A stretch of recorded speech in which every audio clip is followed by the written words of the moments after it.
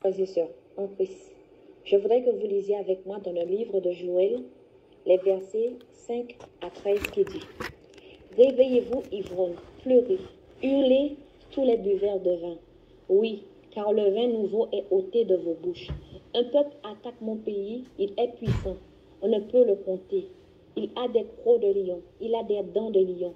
Il a fait de mes vignes une dévastation, et mes figuiers, il les a mis en pièces. Il a complètement pelé leurs troncs et jonché le sol de débris. Leurs rameaux sont tout blancs. Lamente-toi, mon peuple, comme une jeune femme qui aurait revêtu le vêtement de deuil pour pleurer le mari de sa jeunesse. Quant au temple de l'Éternel, libations et offrandes lui font défaut. Les prêtres qui font le service de l'Éternel sont dans le deuil. Les champs sont ravagés, la terre est dans le deuil, car le blé est détruit, le vin nouveau est dans la honte, l'huile fraîche a tari, les laboureurs sont dans la honte, les cultivateurs des bergers et les vignerons hurlent à cause du blé et de l'orge, car il ne reste rien de la moisson des champs. Les vignes sont honteuses et les figuiers s'étiolent, le grenadier et le palmier, l'abricotier, tous les arbres des champs sont desséchés, la joie est dans la honte parmi les hommes. Revêtez-vous d'un vêtement de toile de sac, vous prêtres, lamentez-vous, hurlez, vous tous qui officiez devant l'autel. Venez passer la nuit vêtus d'un habit de toile de sac, vous qui servez mon Dieu, parce qu'il n'y a plus d'offrande ni de libation qui arrive dans le temple de votre Dieu. Publiez donc un jeûne et convoquez une réunion culturelle.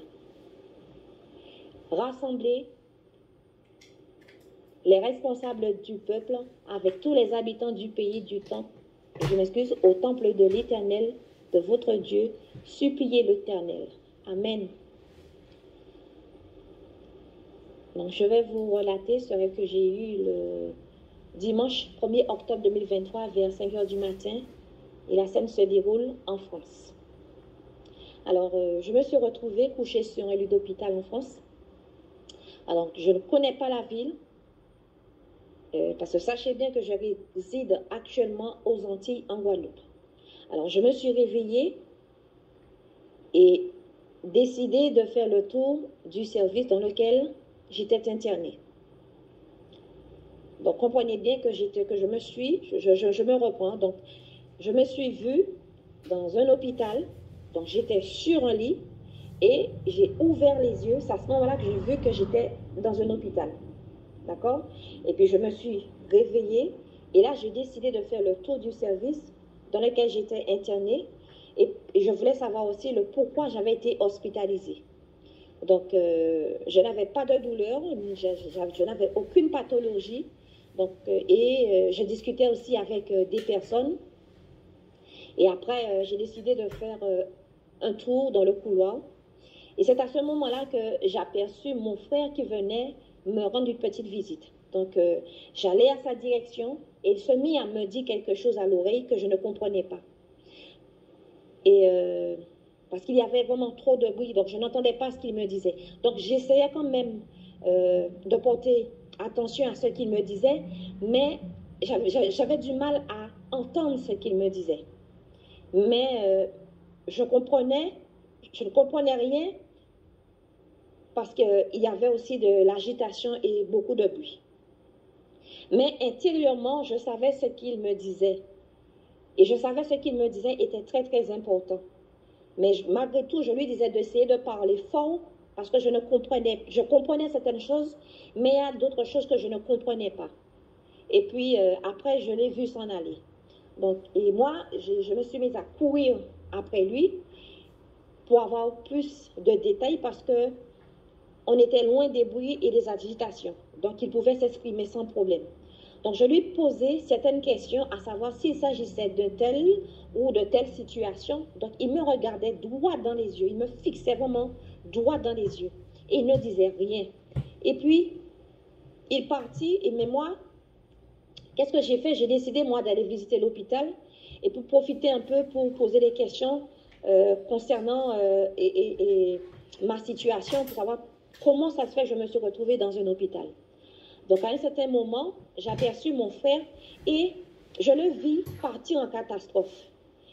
Et là, je me posais la question à savoir, mais qu'est-ce qui se passait? Qu'est-ce qu'il pouvait bien y avoir qui fait qu'il partait assez rapidement? Et là, je me disais qu'il devait se produire certainement quelque chose de grave. Et dans mon fort intérieur, mais je savais, parce que moi, je me disais que certainement qu'il devait y avoir un danger imminent. Et là, mes frères et sœurs, mon frère partit en direction de l'ascenseur. Et là, je me suis précipitée pour aller vers lui. Mais devinez ce qui s'est produit. Il s'est dépêché pour entrer dans l'ascenseur, mais je ne pouvais pas, moi, le suivre. Et l'ascenseur s'est fermé. Même si j'actionnais le bouton, ça ne s'ouvrait pas. Donc, je me suis retrouvée face à face de la porte de l'ascenseur et je ne pouvais rien faire. Et là, je me suis dit que, comment? Mais il s'échappait parce qu'il y avait quelque chose d'inévitable. Il ne voulait pas me révéler cette chose-là. Parce que pour moi, je disais que c'était quelque chose de grave. Pourquoi il ne voulait pas me le dire? Mais je savais, même si je me reprends, mais je savais que c'était quelque chose vraiment de grave. Il ne voulait pas me le dire. J'étais tellement outrée, mes frères et sœurs. Je me disais, mais comment ça se fait que je suis sa sœur, chair de ma chair, sang de mon sang? Comment ça se fait qu'il ne me dit pas les choses, que je puisse comprendre? Il s'en va sans même avoir à daigner me lancer un regard, rien, je le vois qui partait sans même se soucier de moi. Donc, il fallait que je sache coûte que coûte ce qui se passait. Donc, effectivement, mes frères et sœurs, qu'est-ce qui s'est passé? Et je voudrais que vous portez attention à ce que je vais dire. Tandis que j'étais dans mes réflexions, j'ai décidé de retourner dans ma chambre et là, je me suis vue devant une grande baie vitrée en hauteur. C'est-à-dire que moi, de là où j'étais, parce que j'ai vu que j'étais tout à fait en haut. On va dire c'était environ une trentaine d'étages. Et là, je vis comme si, au loin de moi, c'est comme si on était à 500 mètres de ma vue, de là où j'étais. Et là, j'ai vu un temps grisâtre. Et comme s'il allait pleuvoir. Et un temps sombre. Tout était agité. Il y avait des vents violents. C'est à ce moment-là que je compris ce qu'il voulait m'annoncer, mon frère, et qu'il ne voulait pas me le dire ouvertement. J'ouvris grand les yeux, mes frères et sœurs. Je ne pouvais pas croire ce que je voyais. Ce n'était pas vrai. Non, non, non, non. J'ai dit non, non, non, c'est pas vrai, c'est pas vrai, c'est pas vrai, c'est pas vrai. C'est pas ce que nous allons voir, c'est pas ce que nous allons vivre, c'est pas possible ça. Alors, comment allons-nous faire pour pouvoir nous en sortir dans cette situation? Mes frères et sœurs, c'était vraiment une catastrophe, mais vraiment une catastrophe, vraiment pas possible. J'ai dit, c'est pas possible, ça. Comment je vais faire? Comment je vais faire? Comment on allait faire pour pouvoir s'en sortir? Et là, mes frères et sœurs, j'ai décidé de partir comme mon frère. Et puis, et là, je ne pouvais pas rester non plus devant la baie vitrée. Parce que il y avait un vent violent, une catastrophe vraiment pas possible qui arrivait droit vers nous. Et qui allait détruire tout sur son passage. Donc, mes frères et sœurs, j'ai décidé, moi, de me dépêcher, d'aller prendre mes effets personnels pour pouvoir quitter cet hôpital-là. Parce que l'hôpital même allait s'effondrer. Je ne sais pas comment, mais je savais que l'hôpital allait s'effondrer. Donc, il fallait que je sorte de ce bâtiment-là. Et mes frères et sœurs, comme je vous l'ai dit, j'étais au dernier, vraiment vers les derniers étages. Parce que de là où j'étais, je pouvais voir dans le vide, je pouvais voir ce qui se passait en dessous. Je voyais juste les toits des maisons. Mais il fallait que je quitte cet endroit-là. Et je ne pouvais pas prendre l'ascenseur parce que ça venait droit vers nous. J'ai dit, je ne peux pas prendre l'ascenseur parce que si je prends cet ascenseur-là risque de s'effondrer. Donc, je préfère prendre des escaliers de secours pour pouvoir sortir de ce bâtiment. Mes frères et sœurs, je me suis mise à courir. Je ne savais pas dans quel service que j'étais et ni où était ma chambre. Personne ne pouvait me fournir des informations. Il n'y avait personne, il n'y avait pas de personnel soignant ou autre personne pour me donner des informations. Mais la seule chose que je savais, je devais quitter ce lieu. Je n'avais que mon pyjama et pas de chaussures. Malgré le temps qu'il faisait dehors, je devais quitter cet endroit-là. Je ne pouvais même pas retourner dans ma chambre parce que je ne savais pas où j'étais. Et je ne pouvais même pas compter sur mon frère parce que mon frère, lui, s'est échappé. Donc, je ne reconnaissais pas d'où j'étais, d'où je suis sortie. Mais tout ce que je sais, c'est qu'il fallait que je sorte de là où j'étais. Il fallait que je sorte de ce bâtiment. Même si j'étais torse, même si je n'avais pas de blouson, peu importe. Même si je n'avais pas de chaussures, mais il fallait que je sorte de là, coûte que coûte, parce que tout allait s'effondrer. Et je ne pouvais même pas compter sur mon frère parce qu'il était parti. Et puis, dans ma précipitation, je voyais quand même les gens étaient tranquilles, ils discutaient entre eux. Et puis, je disais, mais comment ils ne savent pas ce qui s'en vient, le danger, un danger imminent qui est là. Et je les voyais tranquilles, ils discutaient entre eux. Et puis, je me suis vue dans un autre service. Et là, je demandais à une dame où je me trouvais. Et elle me disait que j'étais en urgence pédiatrie. Je me suis dit, urgence pédiatrie. J'ai dit, non. Il faut que je me dépêche, je dois sortir de là. Et là, je cherchais des portes de secours pour fuir cet hôpital-là. Et je voyais des infirmiers, des docteurs et aides-soignants. Tout allait pour le mieux. Chacun discutait entre eux. Ils auscultaient les malades et autres. Je voyais les malades couchés. Je voyais des familles, enfin des visiteurs pour venir voir leurs parents, etc. Mais moi, mes frères et sœurs, je me dépêchais, je fuyais. Et le pire dans tout ça, c'est qu'on ne pouvait pas aller d'un service à l'autre. C'est-à-dire que quand il y avait un escalier qui te permettait d'entrer dans un service, il fallait que je cherche où trouver l'autre, où trouver une porte qui me permettait de prendre les escaliers pour aller dans un autre service. Et dites-vous bien, quand on est agité comme ça, c'est difficile pour nous d'avoir les idées claires pour pouvoir retrouver son chemin. Et là,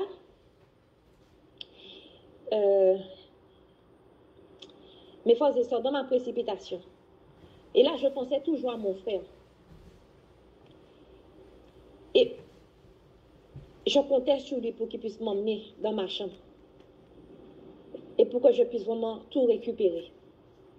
Et là, mes frères et sœurs, je voyais les gens encore tranquilles, discuter entre eux. Ils ne savaient rien de ce danger. Et puis, je me suis vue dans un autre service. Et là, je continuais encore. J'ai trouvé une porte de sortie. Et là, je m'enfuyais. Et là, mes frères et sœurs, il fallait trouver vraiment la porte de sortie.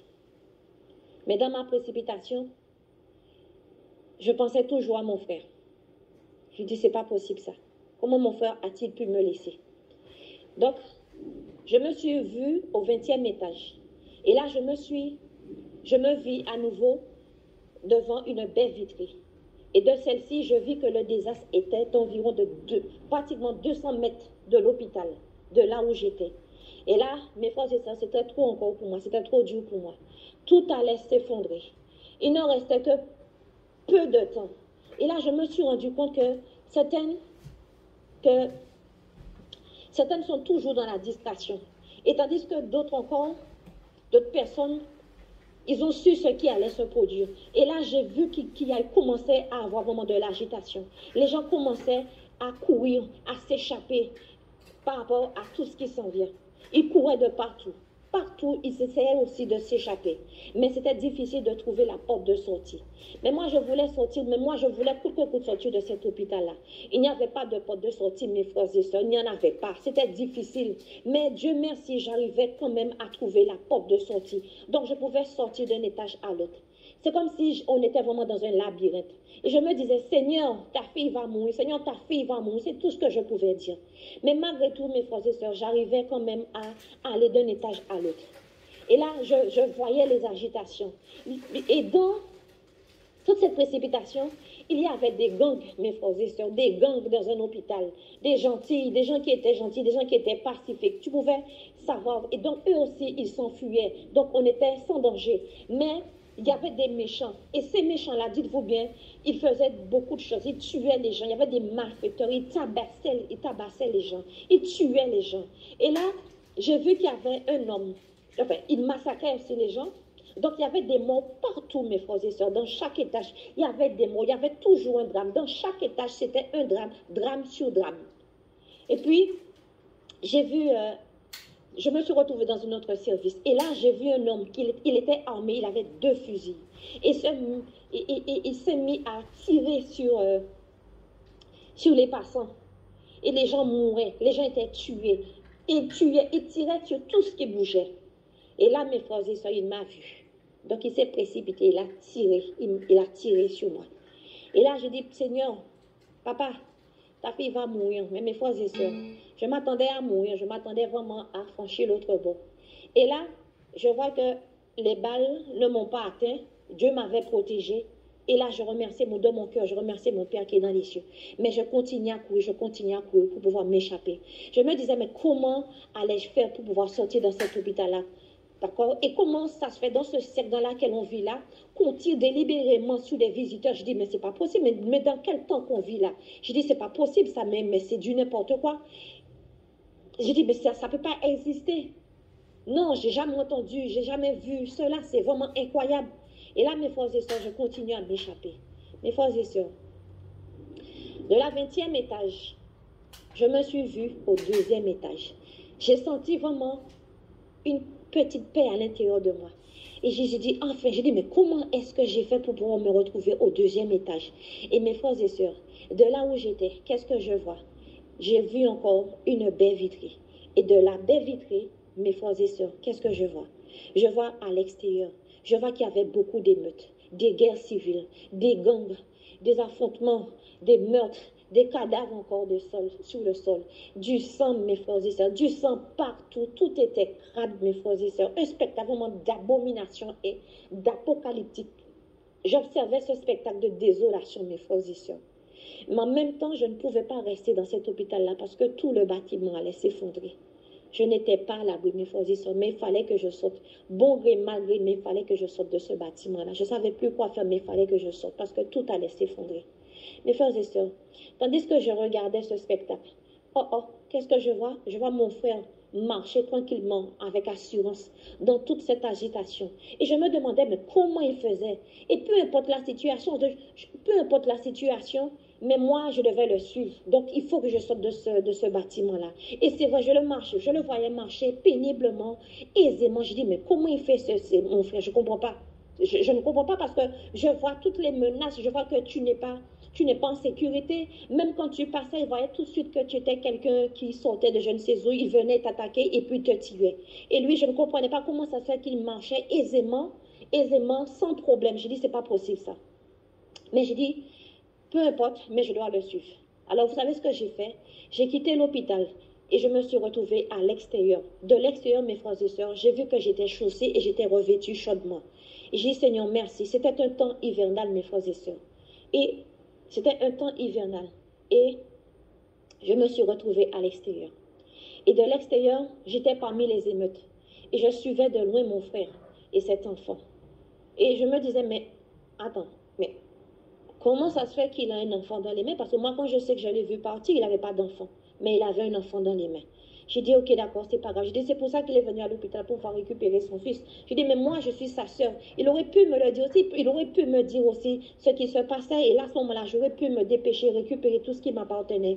Et partir, non, il ne m'a rien dit. Mais c'est pas grave. Donc, comme je sais qu'il résidait en France, donc du coup, je l'ai suivi. Et là, mes frères et sœurs, j'ai pu me faufiler parmi des débris. J'ai pu me cacher. Et là, je l'observais de loin. Et puis, il a disparu. Mes frères et sœurs. Et puis, je continuais seul le chemin. Mais arrivé à un endroit, mes frères et sœurs, j'ai vu qu'il y a eu un grand engin en fer, disons une grosse masse de fer au milieu de la route qui barrait cette route-là. Personne ne pouvait franchir cette route-là. Moi-même, je ne pouvais pas la franchir. J'ai dit, comment je vais faire pour m'en sortir? Mes frères et sœurs, je ne pouvais pas sortir de là. Je ne pouvais pas sortir. Peu importe où j'allais, ça aurait été toujours pareil. Mes frères et sœurs, je n'étais pas à l'abri. Je n'étais toujours pas à l'abri. Même si je me suis écartée un peu de la foule, mais il y avait encore de l'agitation. Je n'étais pas à l'abri. Mais il y avait cette masse de fer qui était au milieu de la rue. Et cette masse de fer avait, si vous voulez, la dimension d'un bâtiment. Et je me disais, je devais sortir de ce carreau. Mais comment allais-je faire pour pouvoir sortir de ce carreau? Et rien sur cette terre ne pouvait franchir ou écarter cette masse de fer de la route. Tout était bloqué. La seule chose qu'il fallait faire, c'était attendre la mort. Et moi, j'attendais la mort. Mes frères et sœurs, écoutez, que dit la Bible? Quand un malheureux crie, l'Éternel entend. Et l'Éternel entend la voix, entend le cri de ses enfants. Et Dieu a entendu mon cri, mes cris. Et il a porté une oreille attentive à mes cris. Et là, il dit aussi que je serai tous les jours avec vous jusqu'à la fin du monde. C'est une promesse qu'il nous a faite. Et c'est vrai, mes frères et sœurs. Même quand on marche dans la vallée de l'ombre de la mort, il est avec nous, mes frères et sœurs. Et c'est ce qui s'est passé. Et mes frères et sœurs. Et là, je ne sais pas comment j'ai fait. J'avais les yeux fermés. Je me suis retrouvée dans un tractopelle. Mais mes frères et sœurs, j'ai dit, mais comment ça se fait que je me retrouve dans un tractopelle? Et là, je tournais la tête. J'ai vu qu'il y avait un homme dans ce tractopelle. Et cet homme-là, j'ai senti qu'il avait une force vraiment indescriptible. Et j'ai senti, et là, j'ai dit, Seigneur, je vais mourir. Seigneur, je vais mourir. Là, c'est fini, là. Là, maintenant, je vais mourir. Parce que tu ne pouvais faire confiance à personne. À personne, parce que tout le monde tuait tout le monde. Et là, j'ai dit, Seigneur, je vais mourir. Et là, je le vois, il me regarde droit dans les yeux et il se met à sourire. Et ça m'a réconforté, le fait qu'il souriait. Et puis, je me suis retrouvée un peu au calme. Et là, mes frères et sœurs, je disais, mais comment allais-je faire pour pouvoir s'en sortir? Comment allais-je faire pour pouvoir sortir de là? Mes frères et sœurs, j'ai vu cet homme actionner le tractopelle. Et je l'ai vu aussi manipuler cet engin-là. Pourtant, c'est un petit tractopelle. Hein. Et humainement parlant, c'est infaisable que cela se fasse. C'est-à-dire qu'un tractopelle ne peut pas déplacer une masse de fer ayant la grosseur d'un bâtiment. Non, ça ne peut pas se faire. Et là, à ce moment-là, c'est là que j'ai vu la puissance de l'Éternel des armées. Mes frères et sœurs, j'ai vu cet homme-là actionner, commencer à actionner son véhicule, ça a démarré, et j'ai vu le tractopelle récupérer cette masse de fer, la déplacer d'un seul coup. Et là, à ce moment-là, mes frères et sœurs, c'est là que j'ai vu que, enfin, je suis sortie de cette tragédie. Et là, j'ai pu être sauvée. Et là, mes frères et sœurs, je remercie mon Père qui est dans les cieux et je me suis réveillée. Mes frères et sœurs, pas la peine d'interpréter le rêve. Vous savez de quoi il s'agit, de quel pays qu'il est cité. La période que cela va réellement va commencer. Ce que nous allons vivre très très bientôt. L'agitation qui va avoir lieu dans les rues et routes de la France. La mort de bon nombre de personnes. Les émeutes. La guerre civile. Nucléaire qui va avoir lieu. La peur qu'il y aura dans cette nation. Les suicides. La famine qui s'en vient par rapport à cette tragédie. En tant qu'enfants de Dieu, le comportement que nous devrions avoir, ce que nous pouvons faire avant que cela commence. Ce qui veut dire, ceux qui ont la possibilité de quitter cette nation, mes frères et sœurs. Faites-le maintenant.